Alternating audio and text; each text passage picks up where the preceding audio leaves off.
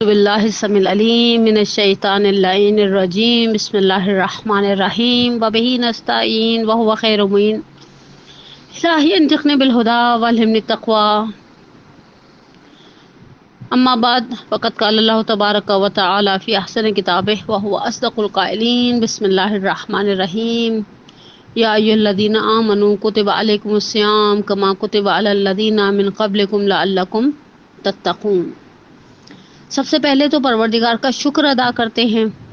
ہم نے شکوہ کیا شعبان کے آغاز میں، ہم نے رغبت دکھائی شعبان کے مڈ میں، اور اب ہم اللہ کا شکر ادا کرتے ہیں کہ پروردگارا تیرا شکر کہ ماہ مبارک رمضان قریب ہے، شفاعت سفارش کرنے والا مہینہ قریب ہے، تیری رحمتوں کے دروازوں کی کھل جانے کا مہینہ قریب ہے، تیری بخشش تیرا عفو تیرا درگزر ہمارا نصیب ہو وہ والا مہینہ قریب ہے، وہ بابرکت مہینہ پروردگارا تیرا کتنا بڑا احسان ہے، تو نے ہمیں اس بابرکت مہینے کے قریب کیا کہ جب وہ مہینہ آتا تھا شیخ صدوق علیہ الرحمہ نے 8ویں امام سے اور 8ویں امام نے اپنے اجداد سے روایت کو نقل کیا کہ حضرت علی نے فرمایا کہ اللہ کے رسول نے ایک خطبہ دیا، میں اس خطبے کے کچھ جملے پڑھوں گی کہ اللہ کے رسول نے کہا کہ تحقیق کے ماہ مبارک رمضان آ گیا، یہ اللہ کا مہینہ ہے،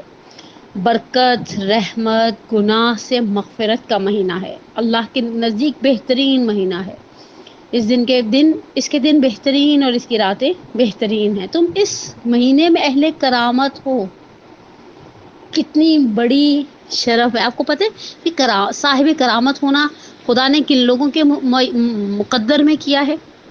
ایک روایت ہے رہجویان صادق کتاب کا نام ہے، اور روایت کو نقل کیا ہوا ہے ابو ذر غفاری کی۔ ابو ذر غفاری اللہ کے رسول کے پاس گئے اور مولا سے بیٹھے ہوتے، رسول اللہ مسجد میں بیٹھے ہوتے، کہا یا رسول اللہ آئز نہیں، مجھے معجزہ کیجیے۔ اللہ کے رسول نے کہا یا ابا ذر انت اکرم انت منا اہل البیت، ابا ذر تم اہل کرامت ہو، تم ہم اہل بیت میں سے ہو، خدا ہمیں اس مہینے میں کرامت اہل کرامت، اللہ کے رسول فرماتے ہیں کہ تم اس مہینے میں اہل کرامت ہو، یعنی ہمارا گریڈ خدا بڑھا رہا ہے، ہمارا شرف خدا بڑھا رہا ہے، ہماری عزت پروردگار عالم بڑھا رہا ہے۔ کہا کہ یہ مہینہ جس نے تمہاری سانسیں تسبیح کا ثواب رکھتی ہیں، او خدایا اللہ میاں ثواب اس چیز پر دیتا تھا ابھی تک جو چیز اختیار کے ساتھ کرتے تھے، میں نے اور آپ نے صدقہ دیا عمد اور اختیار کے ساتھ دیا، اللہ نے ہمیں ثواب اور اجر دیا، میں نے اور آپ نے کوئی نیکی کا کام کیا، اللہ نے ہمیں اجر و ثواب دیا۔ سانس لینا تو اختیاری عمل ہی نہیں، انسان جاگتے ہوئے بھی سانس لیتے ہیں۔ اچھا مزے کی بات ہے روایت نے ایسا نہیں کہا کہ جو سانسیں تم جاگتے ہوئے لے رہے ہو اسی پر خدا تمہیں ثواب دے رہا ہے۔ سانس لینا تسبیح، اب جو سوئے ہوئے لے رہے ہیں اس کے اوپر بھی خدا ہمیں تسبیح کا ثواب دے رہا ہے، سونا عبادت کا ثواب ہے۔ مزے کی بات ہے رمضان ایک ایسا مہینہ ہے جس میں سونا ثواب رکھتا ہے۔ میں نے بعض جگہ بزرگان سے سنا ہے نجف ایک ایسا شہر ہے جہاں سونا بھی عبادت ہے، خوش نصیب وہ ہیں جو اس ماہ مبارک کے رمضان میں نجف اشرف میں بیٹھے ہیں، شہر بھی مقدس مہینہ بھی مقدس، عمل مقبول ہیں، دعائیں مستجاب ہیں۔ اب پہلی چیز جس کو وضاحت کرتی چلوں، لہٰذا خدا سے خالص نیت کیا ہوتی ہے؟ اب میں آپ کو ایک چھوٹی سی پیاری سی مثال اپنی نجفی کی منڈے کلاس کی ممبرز کو دینے لگی۔ ہم خالص نیتوں کے ساتھ دعا بھی نہیں کرتے، بوجھیں کیوں؟ ہم صرف ان کے لیے دعا کرتے ہیں جن سے ہم محبت کرتے ہیں، جو ہمیں زہر لگتے ہیں نا۔ لیکن یہ بات تو طے ہے ہمیں زندگی میں کچھ لوگ بڑے زہر لگتے ہیں، بالکل اچھے نہیں لگتے، ہم ان کی شکل دیکھنا نہیں چاہتے، ہم ان کی آواز سننا نہیں چاہتے۔ جب ہم دعا کر رہے ہوتے ہیں نا تو ہماری نیتوں میں کھوٹ کیا ہوتا ہے؟ ہم دعا ان کے لیے کرتے ہیں جن سے ہم محبت کرتے ہیں، جن کا ہم دم بھرتے ہیں، جن کا ہم احسان بھرتے سمجھتے ہیں، ادروائز ہم سب کے لیے دعا کرتے نہیں ہیں، معاملہ ختم۔ خالص کر لیں نیتیں، سب کے لیے دعا کریں، ان کے لیے بھی جو آپ کو اچھے لگتے ہیں اور ان کے لیے بھی جو آپ کو اچھے نہیں لگتے، پاکیزہ دل کے ساتھ، پاکیزہ دل حسنات و قلب سلیم۔ خدا یہ دل پاکیزہ کیسے ہوں گے؟ میں آپ کو پھر اب ایک زنانہ مثال دینے لگی ہوں، اور میرے نجفی کی منڈے کلاس والے سب کو پتہ ہے مثالیں دیے بغیر تو میری روٹی ہضم نہیں ہوگی۔ ایک وقت میں گھر میں ایک گلاس ہے جو دھلا ہوا پڑا ہے، آپ کا بچہ باہر سے آتا ہے اور آتا ہے اس گلاس کو اٹھاتا ہے، فریج سے بوتل نکالتا ہے، اس میں پانی پی لیتا ہے. یہ برتن ایسا ہے کہ آپ اسے صرف پانی سے کھنگال کے رکھ دیں، واپس اسٹینڈ پر الٹا، تو یہ کافی ہے. اگر وہ بچہ سنک میں پھینک رہا تھا تو ہم کہتے ہیں ابھی گندے برتنوں کے ساتھ رہ کے یہ بھی چکنا ہو جائے گا، اسے بھی صابن لگانا پڑے گا. ایک برتن وہ ہے جو خالی کھنگال لیا جائے تو پاک ہے. ایک برتن وہ ہے جس میں آپ نے چائے پی، آپ کو اس کو صابن سے دھونا پڑے گا ورنہ وہ چائے کی لکیر رہ جائے گی. ایک برتن وہ ہے جس میں تیل، آئل، کوکنگ آئل، دوسرا کوئی آئل رکھا گیا ہے، اس تو زیادہ گھسنا پڑے گا. ایک وہ جس میں کوئی چیز جلا دی ہے الحمدللہ خواتین نے، اس کو بیٹھ کے آپ کو کچھ ڈال کر، کوئی ڈٹرجنٹ، کوئی وم اور کوئی رن اور کوئی ایسی چیز ڈال کے آپ کو باقاعدہ بھگونا پڑتا ہے تاکہ وہ اچھی طرح سے صاف ہو جائے. جلی ہوئی وہ پتیلیاں یاد کریں جن میں چاول جل جاتے ہیں، تو کبھی سالن جل جاتا ہے، وہ آسانی سے صاف نہیں ہوتی. اب مجھے نہیں پتا ہمارے دل کیسے ہیں، وہ پانی کے گلاس کی طرح ہیں، چائے کے کپ کی طرح ہیں، تیل والے برتن کی طرح ہیں، یا جلے ہوئے برتن کی طرح ہیں. ان قلوب کو پاکیزگی کی ضرورت ہے. بیٹھے اب گھسیں رمضان آنے تک. اسٹیل وول لے کر جیسے انسان گھستا ہے نا کہ بس کسی طرح صاف ہو جائے، اور ان برتنوں کو صاف کرنے میں جیسے ٹائم لگتا ہے، دل کو صاف کرنے میں اس سے زیادہ وقت چاہیے ہوتا ہے. پاکیزہ دل کے ساتھ گناہوں اور برائیوں کے بارے میں سوال کرو کہ وہ دور ہو جائے. بس اللہ میں سے کہ اللہ میں تو مجھے نیک بنا دے، میں سدھر جاؤں. مجھے یاد ہے یہ جملہ میں کبھی نہیں بھلا سکتی. ہمارے تفسیر کے استاد آغا کراچی نے نقل کیا کہ جب آغا گل پاگانی مرنے والے تھے اور انتقال سے کچھ عرصہ پہلے یہ لوگ عیادت کرنے کے لیے علماء اور بزرگان گئے ان کے پاس، تو وہ ہاسپٹلائز تھے. آغا کہتے ہیں کہ ایسے میرے دل میں خیال آیا. پہلے تو انہوں نے جا کر کہا، آغا مانیٹرنگ مشینیں وغیرہ لگی ہوئی تھی، آغا سے پوچھا طبیعت کیسی ہے؟ کہا الحمدللہ رب العالمین، اور بڑے بشاش کہا الحمدللہ رب العالمین. کہا آغا آپ اس طرح سے بستر مرگ پہ پڑے اور آپ کہہ رہے الحمدللہ رب العالمین. اور اچھا ایک وقت میں مرا ہوا الحمدللہ رب العالمین کہتے ہیں. جیسے یو پی ایس کی بیٹری آخر میں ہوتی تو پنکھا کیسا چل رہا تھا مرا ہوا، ویسے ہی مرا ہوا کا ہوتا ہے الحمدللہ. بس اللہ کا شکر ہے جی رہے ہیں. نہیں بڑا حشاش بشاش کا الحمدللہ رب العالمین. کہا میں نے آغا سے کہا آغا آپ اس طرح بستر مرگ پہ پڑے، بستر بیماری پر پڑے ہوئے کہتے اتنی خوشی سے کہہ رہے الحمدللہ رب العالمین. کہا بیماری دو صورتوں سے خالی نہیں ہے، یا برائے رفعت سے نکلا ہے، یا برائے تطہیر است. یعنی یا تو خدا میرے گناہوں کو کس کی سزا مجھے دے رہا ابھی دنیا میں دے گا، اوبیسلی آخرت میں نہیں دے گا، یا یہ بیماری میرے درجات میں اضافے کا سبب ہے، ترفیع رفعت بلندی سے نکلا ہے. دونوں صورتیں شکر کا تقاضا کرتی ہیں، یعنی انسان کو دونوں حالتوں میں شکر ادا کرنا چاہیے. کہا کہ میں نے پھر آغا سے سوال کیا کہ آغا ایک بات بتائے، آپ نے اتنے سال خدمت کی اسلام کی، اتنی آپ نے مثلا تشیعوں کو نفع پہنچایا، آپ نے یہ کیا، آپ نے یہ کیا، آپ نے یہ کیا، اگر اللہ میاں ابھی فرشتوں کو بھیج اور کہے محمد رضا گل پاگانی ایک دعا بتاؤ اس وقت اس بیماری کے عالم میں تمہاری صرف ایک ہی دعا قبول کروں گا، لمبی چوڑی لسٹ نہیں چاہیے اس وقت اللہ کو، ایک دعا بتاؤ جو تم خدا کی بارگاہ میں کرنا چاہتے ہو. تو کہا آغا مجھے یہ بتا دے کہ وہ ایک دعا کیا ہوگی. کہا آغا کراچی کہتے ہیں آغا محمد رضا گل پاگانی مرحوم اعلی اللہ مقاموں نے بے ساختہ صرف ایک جملہ کہا، میں خدا سے کہوں گا میرا خاتمہ بالایمان فرما، وَلَا تَمُوتُنَّ إِلَّا وَأَنْتُمْ مُسْلِمُونَ. حضرت یعقوب نے اپنی آل اولاد کو جمع کر کے کیا کہا تھا؟ دیکھو مرنا نہیں مگر مسلمان مرنا. تو خدا سے اس مہینے میں انسان مانگے، یہ مہینہ ویسے ہی مانگنے کا مہینہ ہے کہ پروردگارہ وہ دور ہوں، توفیق عطا کر. اچھا خدا سے توفیق مانگے. توفیق کیا ہے؟ امیر المومنین علی علیہ الصلوۃ والسلام کا ایک بڑا ہی خوبصورت جملہ ہے کہ آسمان سے کوئی چیز توفیق سے زیادہ بابرکت نازل نہیں ہوئی. توفیق کیا ہوتا ہے؟ وہ جو ہمارے اندر، دیکھیں اللہ میاں نے ہمت سب کو دی ہوتی ہے، طاقت بہت سو کو دی ہوتی ہے، صحت اور فراغت بہت سو کو دی ہوتی ہے. ایک کوئی اچھا کام کر جاتا ہے، ایک اس اچھا کام کرنے سے محروم رہ جائے. یہ جو اندر کا ایک موٹیویشن ہے اچھا کام کرنے کا، اسے پیار سے توفیق کہا جا سکتا ہے. آسمان سے کوئی چیز توفیق سے زیادہ بابرکت نازل نہیں ہوئی.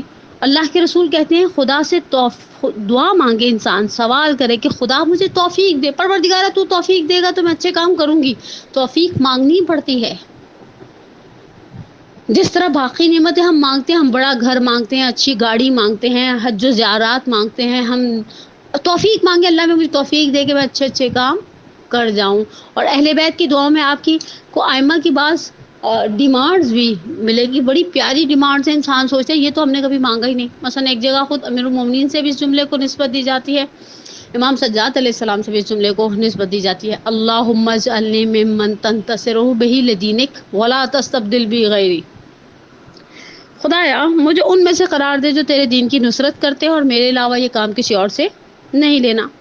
مولا کہتے ہیں کہ توفیق، دین کی خدمت کی توفیق، دین کے مددگار بننے کی توفیق، کا توفیق عطا کرے روزہ رکھنے کی، تلاوت قرآن کرنے کی۔ بدبخت ہے وہ شخص جو اس مہینے میں خدا کی بخشش سے محروم ہے، بدبخت ہے، کتنا بد نصیب ہے، اس مہینے میں نہیں منوایا تو کب منوایا۔ میں آپ کو ایک پھر زنانہ سی مثال دینے لگی ہوں، جن کے بھائی شادی شدہ ہے ان کو یاد آئے گا، بھائیوں کی شادیوں کا موقع دینا، بہنیں بڑی لوٹنے کے چکر میں رہتی ہیں۔ پروردگار انشاءاللہ ہم سب کے بہن بھائیوں کو اپنی حفظ و امان میں رکھے، اور جناب زینب کبریٰ کے بھائیوں کے صدقے میں اگر ہمارے درمیان، ہمارے اسپیشلی میں اپنے نجفی ممبرس کے لیے ہمیشہ دعا گو رہتی ہوں کہ اگر خدا سے کوئی بہن ایسی ہے جس کا بھائی پریشان ہے، پروردگار بحق محمد علیہ محمد اس کی پریشانی کو دور فرمائے۔ کہا کہ جب شادی کا موقع ہوتا ہے نا تو بہنیں نیک کے نام پر یہ مجھے جوڑا بنوا کر دو، یہ کر کے دو، اس کو پتا ہوتا ہے اس وقت بھائی دینے کے موڈ میں ہے۔ ہم دنیا کے رشتوں کو جانتے ہیں کون کس وقت دینے کے موڈ میں ہے، اللہ ماہ مبارک رمضان میں دینے کے نہیں، جسے کہیں نا بے دریغ دینا چاہتا ہے، بس ہمارے کاسے بڑے ہونے چاہیے، ہمارے برتن بڑے ہونے چاہیے۔ میں نے پہلے بھی ایک نجفی والوں کو مثال دی تھی، تقریباً 3 سال پہلے ماہ مبارک رمضان تھا، ہم لوگ، میں اتفاق سے عراق گئی ہوئی تھی، خدا کے احسان سے ہم لوگ حرم میں جب زیارت کر کے نکلے، میرے ساتھ میری بہن بھی تھی، ہم نے دیکھا وہ لوگ آ رہے ہیں اس والے شیخ الٹی سائڈ سے باب قبلہ میں، ادھر سے آ رہے ہیں، جو آ رہا ہے اس کے ہاتھ میں کچھ ہے۔ اچھا ایک ایرانی اور عراقی ایک چیز بناتے ہیں، چاپسی ٹائپ کا ہوتا ہے، آش کہتے ہیں، جو آ رہا ہے اس کے ہاتھ میں نکل لے، یہ کیا بانٹ رہے ہیں، ہم بھی جا کر چکتے ہیں۔ اچھا مولا کی نیاز کی ایک الگ ہی بات ہے، اسے مانگنے میں بھی انسان کی ایگو ہرٹ الحمدللہ نہیں ہوتی۔ میر تکلم نے بالکل 100% صحیح کہا ہے، یوں تو جنت کی غذا خود بھی تبرک ہے، مگر نظر مولا کر کے کھانے کی الگ ہی بات ہے۔ ہم گئے وہاں پر تو اب ہم تھوڑا کنفیوز ہو گئے، کیونکہ وہاں پر ٹیبل پر ایک صاحب بانٹ رہے تھے۔ اچھا جن کو پتا تھا عراقیوں کے بانٹنے کا طریقہ، ایک صاحب ہمارے آگے بالٹی لے کر آئے تھے، بالٹی بہت بڑی نہیں تھی، پلاسٹک کی بالٹی تھی، انہوں نے اس کو بھر دیا۔ اب ہم تو ظاہر بات ہے زیارت کرنے گئے تھے، ہمیں تو نہیں اندازہ تھا وہاں یہ اس طرح کا بانٹ کچھ چل رہا ہے، ہم بھی گھر سے کوئی بالٹی پتیلا لے جاتے۔ ہم نے وہاں سے کسی سے کہا، اس نے ہمیں ایک چھوٹا سا ڈسپوزیبل باؤل دے دیا، جو آپ نے ریسٹورینٹس وغیرہ میں دیکھیں گے، ایران عراق میں، پاکستان میں بھی ٹرینڈ ہے،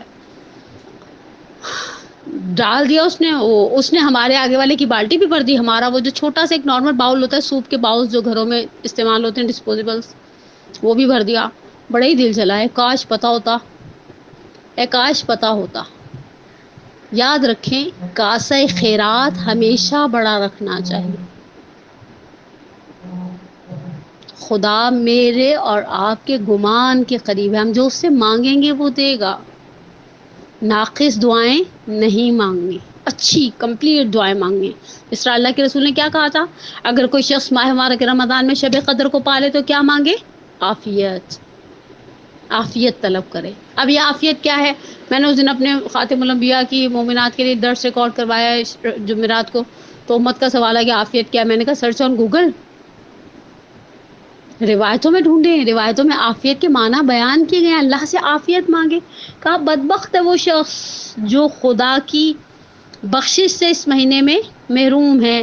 اللہ کے رسول کہتے ہیں اپنے ضعیفوں پر رحم کرو، مسکینوں کو صدقہ دو۔ صدقہ، اب صدقے کے 3 جملے کہہ دوں، ایسی چیزیں مت دیں جو آپ کے لیے ناکارہ ہو گئی، اب آپ اسے اٹھا کر خدا کے نام پر دے دیں۔ میں نے کتنی دفعہ حکایت سنائی اپنے نجفی کے ممبرس کو، وہ والی کہ اللہ میاں کے گودام میں سے کیا نکلا تھا، بغیر بوٹی والی بریانیاں، ایسے بیگز جن کی چینیں خراب ہو گئی ہیں، ایسے کپڑے جن کو استری لگ گئی ہے یا آؤٹ آف فیشن ہوئے، یہ چیزیں صدقے میں نہ دیں. لن تنالوا البر حتی تنفقوا مما تحبون. ہرگز ہرگز قرآن کے مزاج کو سمجھے اس ماہ مبارک رمضان میں. چوتھے پارے کی پہلی آیت ہے، لن تنالوا البر حتی تنفقوا مما تحبون. ہرگز تم نیکی تک پہنچ نہیں سکتے جب تک وہ چیز نہیں دو گے جو تمہاری پسندیدہ ہے. ٹھیک، جیسے 30 سال بعد اب کوئی عورت اپنا برائڈل دے دے، یہ کیا اللہ کے نام پر تم دے رہی ہو؟ اب تو اس کو کوئی پہننے کا تو کیسے، تو جھاڑن بھی نہیں بنے گا.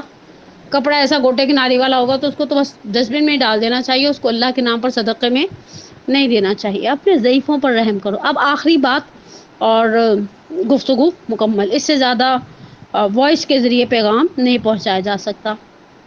ضعیفوں کی تعظیم کرو. جس نے کسی بوڑھے کا احترام کیا اس نے کوئی اللہ کا احترام کیا. ہم نے اللہ کا احترام کرنا چھوڑ دیا ہے. بچوں پر رحم کرو، عزیزوں کو نوازو. دو جائیں جس بہن بھائی کی گرفتاری میں کچھ لے جائیں. اچھا ٹرینڈ ہے ہمارے ہاں لے جانے کا، اچھا لگتا ہے، انسان لے کر جاتا ہے. ہدیے دینے میں بڑا مزہ آتا ہے. اچھا لینے میں بھی آتا ہے، ایسی کوئی بات نہیں ہے، دونوں سائڈوں پہ مزہ ہی مزہ رکھا ہے. چلیں ٹھیک ہے، ہم دیں، دینے کی لذت حاصل کریں. دینے والا ہاتھ رکھنا خود ایک اچھا مزاج ہے، آپ کو ایک خوشی بخشتا ہے. آپ نے اللہ کے نام پر عزیزوں کو دیا، اقربا کو دیا، جیسی وسعت ہے اس ماہ مبارک رمضان میں کھلے ہاتھ سے دے. عزیزوں کو نوازو. زبان کو محفوظ رکھو ان چیزوں سے جو نہیں کہنی چاہیے. آنکھوں کو حرام سے محفوظ رکھو، کانوں کو حرام آوازوں سے محفوظ رکھو. یہ 3 چیزیں، ان 3 چیزوں میں عورتیں بیچاری ایک چیز میں بہت زیادہ مار کھاتی ہیں. کل میں اصول کافی کی شاید ایک دوست ہیں، وہ ہر روز ریفرنس کے ساتھ حدیث بھیجتی ہیں اور بڑی عالمہ فاضلہ ٹائپ کی ہیں، کہ جب صبح ہوتی ہے تو اعضاء و جوارح زبان سے پوچھتے ہیں کیسی گزری ہے. زبان پوچھے تم لوگوں کا کیا حال ہے، کہا بھائی تو آرام سے رہنے دے گی تو ہم عافیت میں رہیں گے. اس زبان کتنا اچھا طریقہ ہے، انسان تھوڑا سا اس کو ذرا کنٹرول رکھنے کی عادت رکھے. شاید اگر ہم دن میں 10 گناہ کرتے ہیں، 8 گناہ وہ ہیں جو ہماری زبان سے ہوتے ہیں. بعض گناہوں تک تو ایسے ہی الحمدللہ ہماری رسائی ہی نہیں ہے، وہ تو ہم نہ کرنے کا سوچ سکتے، نہ ہمارا سوشل سٹیٹس ہمیں ان گناہوں کو اجازت دیتا ہے. اور زبان کے گناہوں تک رسائی بھی ہے. اور بہرحال آخری جملہ، جو خطبہ تو بہت لمبا ہے کہ اللہ روزے کو افطار کرائے تو غلام آزاد کرنے کا ثواب ہے، اور یہ اور وہ ہے. چھوٹی چھوٹی سی یعنی باتیں اللہ کے رسول کہتے ہیں سجدوں کو طولانی کرو، تمہاری پشت گراں بار ہے گناہوں سے. اپنے اس کو طول سجدہ سے سبق کر لو، لمبے سجدے میں پڑے. ابھی مجھے اس دن کوئی کہہ رہا تھا کرونا کا علاج ہے سجدے میں نے کہا کرونا کو آپ سائڈ پہ رکھیں. ویسے بھی اگر مومن کو پتہ چل جاتا کہ سجدے میں خدا نے اس کے لیے کیا کن نعمتوں کی بارش میں وہ مومن غرق ہوتا، وہ سجدے سے سر ہی نہیں اٹھاتا. ہمارے بعض ائمہ کے بارے میں ملتا ہے فجر کے بعد ایسا شکرانہ کرتے تھے ظہر پر سر اٹھایا کرتے تھے. پروردگارا تو نے کہا اس مہینے میں یتیموں کے ساتھ مہربانی کرو، تاکہ تمہارے یتیموں کے ساتھ تمہارے بعد مہربانی کی جائے. توبہ کرو خدا کی طرف، ہاتھوں کو خدا کی بارگاہ میں بلند کرو دعا کے لیے نماز کے اوقات میں، کیونکہ اوقات نماز بہترین ساعات ہیں. خدا ان وقتوں میں نظر کرتا ہے رحمت کے ساتھ اپنے بندوں کی طرف. وہ مناجات کرتے ہیں، جواب دیتا ہے. وہ پکارتے ہیں، لبیک کہتا ہے، دعاؤں کو قبول کرتا ہے. پروردگارا یہ وہ مہینہ ہے کہ جس مہینے میں تو نے اجر و ثواب کو بے تحاشا بڑھا دیا. جس مہینے میں تو نے کہا کہ تو نے چاہا کہ ہم اپنے سیلف کنٹرول کو ڈیولپ کریں، روزے کے ذریعے، دوسری چیزوں کے ذریعے اپنے آپ کو گناہوں سے بچائیں. کہا اللہ کے رسول فرماتے اس طرح خاشع اور خاضع اور ذلت و شکستگی کے ساتھ رہو جیسے غلام اپنے مالک سے ڈرتا ہو. خدا کے عذاب سے ڈرو، اپنی محبت کو خالص بناؤ خدا کے لیے. اس سے خاموشی اختیار کر لو خدا کے لیے، جن کاموں سے خدا نے نہیں کی ہے. اور روایت کے آخر میں کہا کہ امام باقر نے رسول اللہ سے جابر ابن عبداللہ سے فرمایا، جابر یہ رمضان کا مہینہ ہے، جو شخص اس کے دن میں روزہ رکھے، اس کی رات کے کچھ حصے میں عبادت کرے، اپنے شکم اور شرمگاہ کو حرام سے باز رکھے، زبان کو محفوظ رکھے، وہ گناہ سے اسی طرح نکل آتا ہے جیسے مہینے سے باہر نکل گیا ہے۔ جابر نے کہا، اللہ کے رسول کتنی بہترین حدیث ہے، کہا اس کی شرطیں کتنی سخت ہیں۔ پروردگارہ تجھے اس مہینے کے شہید کا واسطہ، جس نے افضل ترین عبادتوں کو تیری بارگاہ میں، خالص ترین عبادتوں کو تیری بارگاہ میں بھیجا، اور کہا نہ تاجروں کی سی عبادت ہے نہ غلاموں کی سی عبادت ہے، یہ عبادت اس لیے ہے کہ تو حق مستحق عبادت ہے۔ پروردگارہ اس امیر کائنات کے صدقے میں، اس مولا الموحدین، اس ابو الائمہ کے صدقے میں، اس امیر المومنین کا واسطہ دیتے ہیں کہ جنہیں اپنی اولاد سے بہت محبت تھی۔ میں نے لاسٹ منڈے کو اپنی نجفی کی بہنوں کی خدمت میں، اپنی ماؤں کی خدمت میں امیر المومنین کی اس وصیت کا جملہ نقل کیا جو انہوں نے امام حسین سے ارشاد فرمایا تھا۔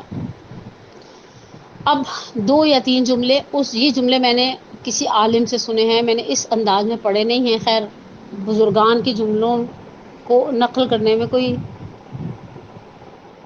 نعوذ باللہ قباحت نہیں ہے۔ بزرگان اہل علم ہی، ایسے اہل علم بزرگان کہ جب وہ کسی چیز کو بیان کرتے ہیں تو ان کے پاس یقیناً منابع تک رسائی ہوتی ہے، علمی بات کہنے کا مزاج رکھتے ہیں، اور وہ روایت کو نقل کرتے ہیں کہ راوی کہتا ہے جب امیر المومنین کو ضربت لگی ہے، سب سے پہلا شخص جو اولاد علی میں سے علی کے بالین پر پہنچا ہے وہ امام حسن تھے۔ امام حسن نے دیکھا بابا کا چہرہ خون سے سرخ ہو رہا ہے۔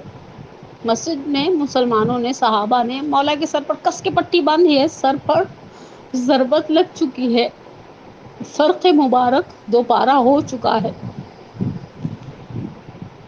آپ سب جانتے ہیں عمر ابن اثیر کو بلایا تھا امام حسن نے، کوفے کا بہترین جراح تھا، اور اس نے آ کر کہا تھا امام حسن سے مولا سے کہ وصیتیں کر لیں، زہر خون تک پہنچ گیا۔ امیر المومنین کا سر زانوں پر رکھا، امام حسن کی آنکھوں سے آنسو بہہ رہے تھے، مولا کے چہرے پر گرے، مولا کائنات نے آنکھیں کھول دی، کہا حسن یا بنی الکرام صبرن صبرا، اے میرے بیٹے کرامت والے فرزند، صبر سے کام لو، مردوں کی زندگی میں یہ سب ہے۔ پھر ایک ایک کر کے مولا کے بیٹے آتے رہے، مولا کو دیکھتے رہے، اور امیر المومنین اپنے بیٹوں کو صبر کی تلقین کرتے رہے۔ راوی کہتا ہے میں جانتا تھا مولا کی اپنی بیٹیوں سے بہت زیادہ وابستگی ہے۔ اب یہاں جملہ عالم کا نہیں ہے، یہ جملہ ممبر کا ہے۔ جیسے ہی مولا مسجد کے سے امام حسن نے نماز مکمل کرائی، بیٹوں نے حسیر پر رکھا، گھر کے دروازے پر پہنچے۔ اب یہاں ارباب ممبر نے ایک جملہ نقل کیا، کہا مولا نے کہا حسن حسیر کو زمین پر رکھ دو، چٹائی زمین پر رکھ دو جس چٹائی پر امیر المومنین کو لٹایا گیا ہے۔ بیٹوں نے چٹائی کو زمین پر رکھ دیا، کہا پہلے میرے صحابہ سے کو اپنے اپنے گھروں کو لوٹ جائے۔ کہا بابا یہ آپ سے محبت کرتے ہیں؟ کہا تم نہیں جانتے، بیٹیاں دروازے کے پیچھے ہی کہیں کھڑی ہوں گی، میں نہیں چاہتا ان کے گریے کی آواز میرے صحابہ سنیں، اور دوسرا کام یہ کرو مجھے سہارا دو، میں کھڑا ہونا چاہتا ہوں۔ امام حسن نے کہا بابا خون بہت بہہ گیا ہے، آپ کھڑے نہیں رہ پائیں گے۔ امیر المومنین نے کہا نہیں، امیر المومنین نے اظہار کیا کہ نہیں وہ کھڑا ہونا چاہتے ہیں اپنا بیٹوں کا سہارا لے کر۔ امام حسن نے کہا بابا کیوں کھڑا ہونا چاہتے ہیں، بہت خون بہہ گیا ہے، نقاہت طاری ہے آپ کے وجود نازنین پر۔ ارباب ممبر کہتے ہیں ایک جملہ پلٹ کر حسن سے کہا حسن دروازے کے پیچھے میری بیٹیاں کھڑی ہیں، انہوں نے کچھ دیر پہلے مجھے اپنے قدموں پر چل کر جاتے ہوئے دیکھا ہے، اب جب یہ بیٹیاں دیکھیں گی کہ میں واپس بھائیوں کے کندھوں پر آؤں گی تو میری زندگی بھی رونا شروع کر دیں گی۔ پروردگارہ تجھے واسطہ امیر المومنین کا، اس مہینے کے شہید کا، مولود کعبہ کا، اور امیر المومنین آپ کو واسطہ آپ کی محترم اور عزیز بیٹیوں کا، جن کی گریے کی آواز آپ سہ نہیں پائے،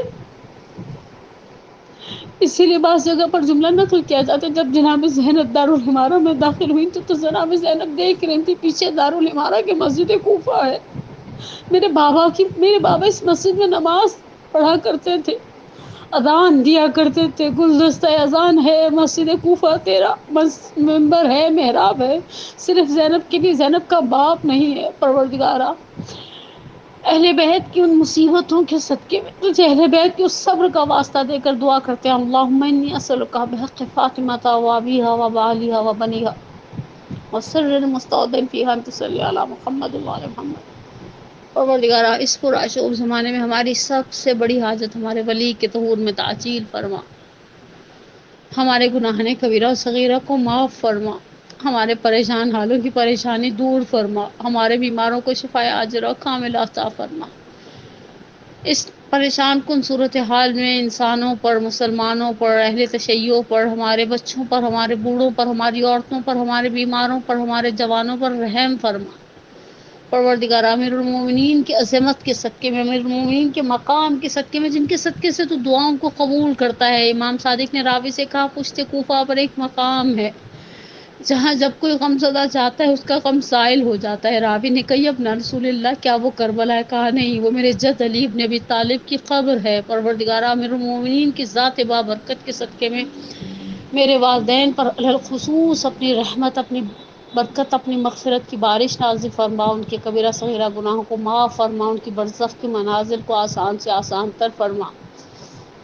پروردگار امیر المومنین کے صدقے میں انہیں بہشت برزخی میں بہترین جگہ عطا فرما، ہمیں، ہمارے والدین کے لیے، ہماری اولاد کو ہمارے لیے باقیات الصالحات میں سے قرار دے، اور ہم سب کا خاتمہ بالایمان فرما۔ ربنا تقبل منا انک انت السمیع العلیم، آمین یا رب العالمین۔